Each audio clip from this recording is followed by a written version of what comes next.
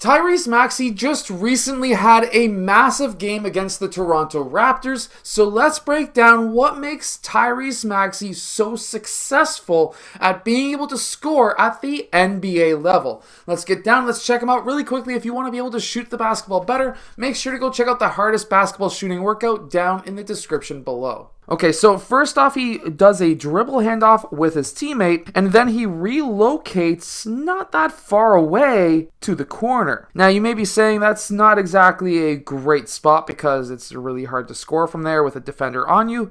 Obviously, TYRESE Maxey felt like the net was a mile wide, but after the dribble handoff, he didn't just stay right next to his defender. He did relocate, and his defender, Fred VanVleet, did reach in on that teammate who was able to kick it out to him, and he was able to make the shot. It was a tough shot. There was 4 defenders who were there for the rebound, but overall, you can make tough shots. You're going to be a very good scorer. Spreading the court also is very useful. Now, the 76ers do this extremely well by getting the ball into the paint, get multiple defenders who are in the paint, and then they are able to kick that ball out. Now, of course, he was aided by his teammate Harris because his teammate was looking out to this player, which allowed Gary Trent Jr. to, of course, cover out to that spot, but he instead passed to Maxey, who then had the wide open shot. It also does help that he stepped in with his right foot to get his right side in line so that he can shoot much faster. Again, here's another drive, kick, and then swing over to TYRESE Maxey. He could have made the extra pass to who looks to be Harris, but he ended up taking the shot and he was able to get that shot over top of Scottie Barnes. Now, why is this so important? Well, first off, let's really look at his footwork. He hops off of his right foot when he catches it left-right. By going left-right into your shot, that's going to allow you to get your shoulder and elbow in line with the rim so that, of course, you can make those shots much faster, and in this case, in the face of Scottie Barnes. Now, usually on a fast break, you're going to be told by coaches to cut in from the free throw line extended. This is not always going to be the case. You're going to want to really view and watch your defenders to see what they do. Here, what we see is Pascal Siakam taking away that side and Fred VanVleet taking away the center. If you were to cut in, this would have been, of course, filling up and clogging the middle for Harris, but this would have also allowed Fred VanVleet to be in position even better to defend you.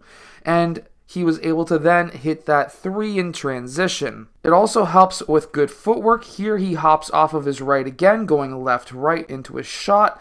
This is something that, of course, you're going to want to really learn how to do, but also that leg kick to make sure that the right side is in line to make that shot. Now, this next clip, if you're a younger player, you need to start doing this today. After you drive to the basket and you kick it out, watch what happens. He then fills out to that corner.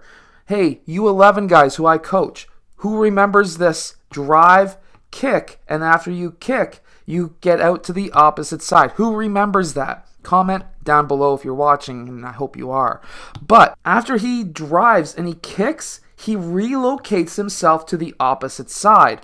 The reason being is now this player is going to have the option to drive, and now because you've drove, your defender is down in this location anyways, so that now he's in position to play help defense. You've relocated out to the corner, and then you're now wide open for that 3-point shot. This is why TYRESE Maxey torched the Toronto Raptors. Now here's just another mistake out of a Horns play. Defensively, you should not be having 2 guys chase the cutter. You only need 1. But both guys cut, and then that allowed TYRESE Maxey to be wide open. And again, watch his footwork. Steps in with his left, then into his right, so that he can get his right side in line for that shot. Now, for all of those players who I've been training over the last few years, who remembers this reverse or this escape dribble? I just edited a video of David doing this exact same move but closer to the basket, because this can be used at any point in time.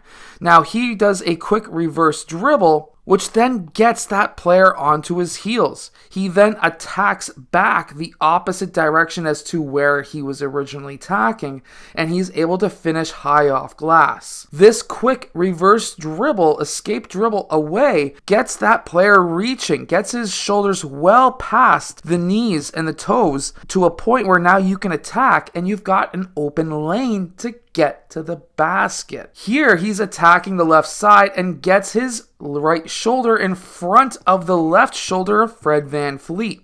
That then locks Fred VanVleet behind him, and now he's going one-on-one against Precious Achiuwa. When he goes one-on-one, he starts his first step being the left foot. That's the outside foot away from Precious Achiuwa. That gives him momentum to go into the player, keeping the ball high above his head. This then gets Precious Achiuwa having the only option is to be straight up so that he doesn't get the foul call. You can then finish with your left hand high off glass because now Precious Achiuwa, because you've got your body going into his, doesn't have any option to block you. You've taken away his ability to block your shot unless he's just so much taller, which he isn't. Now watch what he does here off ball. We have a drive and then we have a quick pass to the dunker spot or the Russian spot, whatever you want to call it. And when PJ Tucker gets that ball, the first thing he looks at is TYRESE MAXEY,